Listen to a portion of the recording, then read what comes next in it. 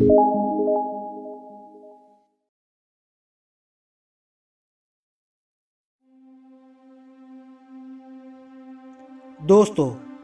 हमारे channel corona times में आपका स्वागत है। मैं निखिल सबलानिया आज आपको एक ऐसी महामारी के बारे में बताने जा रहा हूं जो भारतीय उपमहाद्वीप से निकलकर पूरी दुनिया में गई और एक विश्वव्यापी महामारी या कहे पैंडेमिक बन गई। दोस्तों, उस बीमारी का नाम था कॉलरा। तो आइए जानते हैं आज इतिहास के इस खास कार्यक्रम महाविनाश का इतिहास में भारत से निकली कॉलरा महामारी के विषय में। दोस्तों, सन 1817 में भारत में जमकर बारिश हुई। गंगा के बहुल जनसंख्या वाले मैदानी क्षेत्र में खेतों में बाढ़ आ गई। मई में कॉलरा की फसल भी आ गई। इस बीमारी में आंतें शिकार बनती है। पानी की कमी से दस्त, उल्टी और मौत तक हो सकती है। भारतीय ग्रंथों में तो 2500 वर्षों से इस बीमारी का विवरण मिलता है। सन 1800 तक ईस्ट इंडिया कंपनी की सेवा में लगे हजारों सिपाहियों को इसने संक्रमित कर दिया। नीदरलैंड की ईस्ट इंडिया कंपनी में भी इसका संक्रमण फैल गया। पर 1817 तक अब यह केवल भारत में ही होने वाली बीमारी नहीं रह गई थी। उस साल यह भारत की सीमाओं तक फैल गई, पड़ोसी देशों में फैलने लगी। इसकी धीमे पड़ने वाली चाल तेज हो गई और इसने दुनिया को अपनी चपेट में लेना शुरू कर दिया।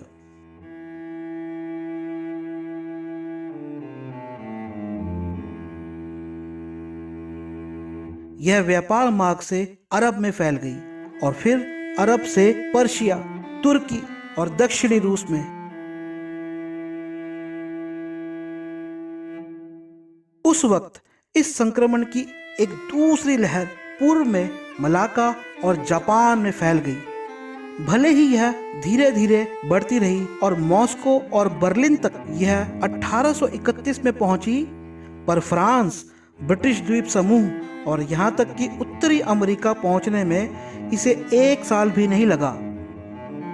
5 अगस्त 1831 को उत्तरी इंग्लैंड के संडरलैंड के उत्तरी सागर के तट पर पहला ब्रिटिश मरीज मिला जो मिट्टी के बर्तनों को रंगता था।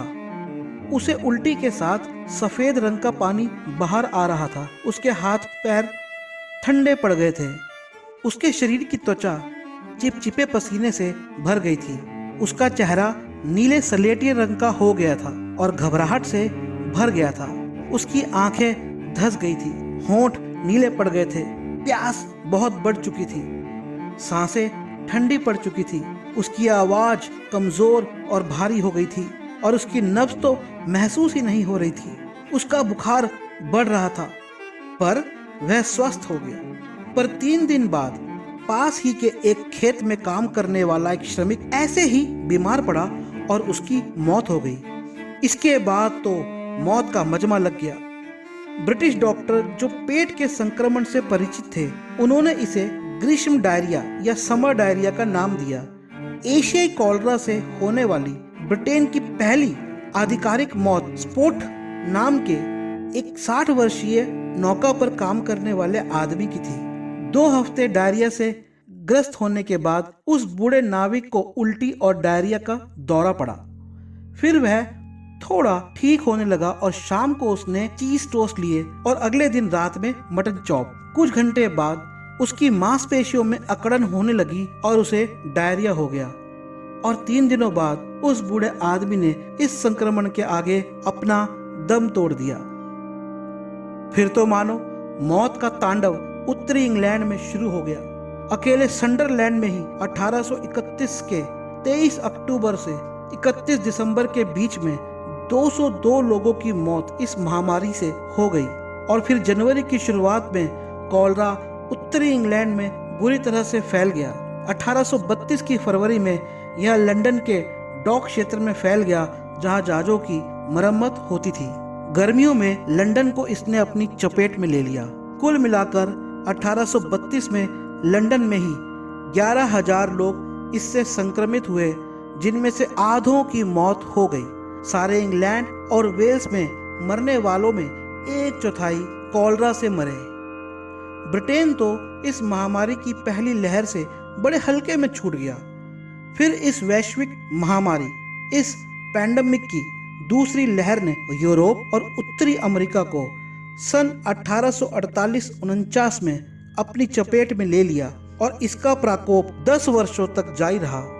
रूस में चल रहे क्राइमियन युद्ध में 18,000 ब्रिटिश, फ्रेंच और इटली के पीडीमोंटी सैनिकों को अपनी चपेट में इसने ले लिया। फ्रांस में 1,40,000 और ब्रिटेन में 50,000 लोग मर गए। बार बार फैलने वाली इस विश्वव्यापी महामारी के प्रकोप को समझने में एक नया मोड़ तब आया जब इंसान ने यह खोजा कि कॉलरा कैसे फैलता है और कैसे इसके फैलने को रोका जा सकता है। इस कहानी के हीरो थे British doctor Jon Snow. Snow ने उस समय इस बीमारी से जुड़ी प्रचलित अवधारणाओं पर शक करना शुरू कर दिया कि यह गंदी हवा और कॉलरा के मरीजों को छूने से फैलती है। उनकी जांच ने यह बताया कि यह बीमारी या तो पहले से संक्रमित व्यक्ति से निकले पदार्थ से, संक्रमित हुए भोजन या ऐसे गंदे पीने के पानी से फैलती है। 1849 में स्नो को अपने इस सिद्धांत को परखने का मौका मिला। उस समय स्नो लंदन के साहो जिले में कार्यरत थे और वहां इस महामारी का कहर फैल गया था, जिससे 10 दिनों में 500 लोगों की मौत हो गई। उन्होंने मरने वाले लोगों के घरों को एक नक्शे पर चिन्हित किया। उन्होंने जिले में कुओं के उन पंपों को भी चिन्हित किया जिनसे वहां के निवासी अक्सर पानी लेते थे। ज्यादातर मौतें ब्रॉड स्ट्रीट पर हाथ से चलने वाले एक ही पंप या कहें कि बर्मे के आसपास हुई थी। तब स्नो ने उस पंप का हत्था या कहें कि हैंडल हटवा दिया और नाटकीय रूप से मौतें होना कम हो गई। हालांकि कॉलरा के सही कारण घुमावदार बैक्टीरिया को समझने के लिए अगले 34 वर्ष लगे और तब जाकर जर्मन जीवाणु वैज्ञानिक रॉबर्ट कोच ने इसकी पहचान की। स्नो यह साबित करने में सफल हुए कि पीने के पानी को सीवर से अलग रखने पर कॉलरा या पानी की अन्य बीमारियों को रोका जा सकता है। कई वर्ष और बीते और पश्चिमी दुनिया कई विश्वव्यापी बीमारियों से तब तक जूझती रही जब तक कि शहरों में पीने के पानी के पाइपों का अलग से इंतजाम नहीं किया गया। इस प्राचीन कॉलरा के घर भारतीय उपमहाद्वीप में हालात वर्षों तक खराब रहे। 1970 के दशक तक यहाँ प्रति वर्ष 2 लाख लोग मरते रहे। दोस्तों, आपने ये सुना इतिहास, हमारे विशेष कार्यक्रम महाविनाश का इतिहास में कॉलरा बीमारी का इतिहास। लेकिन आप में से बहुत से लोग और भी बातें जानना चाहेंगे। आइए आपको हम बताते हैं। सबसे पहले कॉलरा को हिंदी में कहते हैं हैजा। इससे होने वाली मौतों को ब्लू डेथ या नीली मौत भी कहा जाता है, क्योंकि मरने वालों के शरीर नीले स्लेटिया रंग के हो जाते हैं। आइए अब इससे जुड़े कुछ और तथ्य आपको बताते हैं। दोस्तों, ये बीमारी कुछ घंटों में भी मार सकती है। WHO के अनुसंधानकर्ताओं के मुताबिक प्रतिवर्ष 13 से 40 लाख लोग इससे विश्व में संक्रमित होते हैं और 21,000 से 1,30,000 लोग इससे विश्व में प्रतिवर्ष मरते हैं। 80% केसेस में ORS ओरल हाइड्रेशन सॉल्यूशन से ठीक हो जाते हैं, पर गंभीर केसों में बचाव वाले द्रव्य और एंटीबायोटिक्स डॉक्टर द्वारा दिए जाते हैं। इसके लक्षण 12 से 5 दिनों में नजर आते हैं। बच्चों या बड़ों, ये किसी को भी हो सकती है। कई देशों में इसका खतरनाक संक्रमण वी कॉलरा भी होता है। 1993 में बांग्लादेश में यह फैला पर बाहर नहीं गया। अक्टूबर 2017 में ग्लोबल टास्क फोर्स WHO ने बनाई, जिसका लक्ष्य है कि 2030 तक इससे होने वाली मौतों को दुनिया में रोक देना। हालांकि इसकी वैक्सीन 1885 में स्पेनिश डॉक्टर जेमी फेरान ने तैयार कर ली थी, जो खुद लुइस पास्चर के अंतर्गत काम करते थे। उसके बाद भी कई वैक्सीनें बन गई, पर 90 के दशक में यह बांग्लादेश में फैला। वहां जिंक के सप्लीमेंट से इसे रोका गया। वर्ष 2013 में WHO वर्ल्ड हेल्थ ऑर्गेनाइजेशन विश्व स्वास्थ्य संगठन ने इसकी विश्वव्यापी ओरल वैक्सीन तैयार कर ली।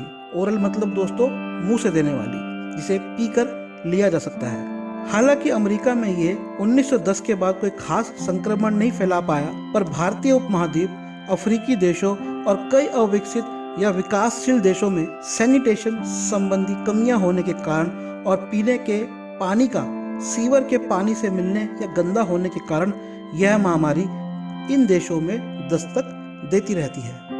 तो दोस्तों, आपने आज सुना कॉलरा या हैजा बीमारी के बारे में। दोस्तों, ये एक छोटी मोटी बीमारी नहीं है। इस बीमारी का विवरण जैसा आपको बताया गया कि भारतीय ग्रंथों में 2500 वर्षों से पहले भी हमें मिलता है। दोस्तों, ये बीमारी सिर्फ सीवर के पानी से संबंधित नहीं है, बल्कि ये हमारी सभ्यता का हिस्सा है।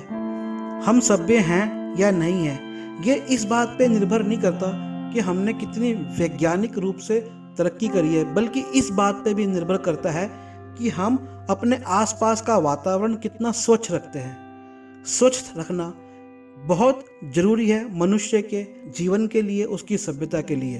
दोस्तों, हमारे यहाँ अक्सर देखा गया है कि एक ही तालाब से गांवों में पानी पिया जाता है और वहीं शौच किया जाता है, वहीं नहाया जाता है। ये एक बुरी आदत है। पिछले कुछ वर्षों में भारत की सरकार ने स्वच्छता अभियान चलाया। उससे पहले की सरकारों ने हैजा मुक्ति अभियान चलाया। मुझे याद है कि उस समय जब मैं छोटा था, तब दूरदर्शन पर इस तरह के कार्यक्रम आते थे कि एक चुटकी नमक और एक चम्मच चीनी का घोल, ये ORS इलेक्ट्रोलाइट्स की कमी बॉडी में हो जाती है। इस बीमारी में ये घोल 1 लीटर पानी में या 1 गिलास पानी में आप 1 चम्मच चीनी या 1 चुटकी नमक डाल के पिलाएं। आजकल हम इस तरह का प्रचार मीडिया में नहीं देखते हैं। दोस्तों, हमारे यहाँ पर एक बहुत बुरी आदत रही है, वह है खुले में शौच करना, जिस पर मौजूदा सरकार ने बहुत अच्छे से काम किया है। दोस्तों, गंदा पानी, सीवर का पानी, ये एक बहुत बड़ी समस्या है, न केवल कॉलरा के लिए बल्कि अनेक ऐसी बीमारियों के लिए जो कि पानी से उत्पन्न होती है।